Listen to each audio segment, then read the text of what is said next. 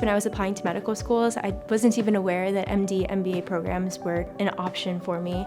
I studied economics in undergrad, and it was through applying to Miami that I realized that there are actually schools that offer this dual degree program.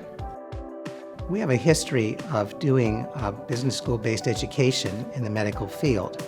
In fact, we have programs that go back 45 years in terms of focus of business on healthcare, specifically focused on clinicians, established clinicians. And what we were realizing back about 12 years ago now is that our current MD students, medical students, also had a desire to learn aspects of business, realizing that, for better or for worse, healthcare is a business and physician practices are a business.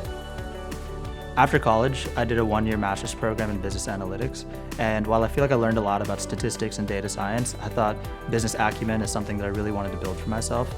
University of Miami was unique because they offered a 4-year MD MBA program, and when I was applying to medical schools, that's just not something that was readily available. Based on location and just the quality of the school, quality of the education, it seemed like Miami was the way to go.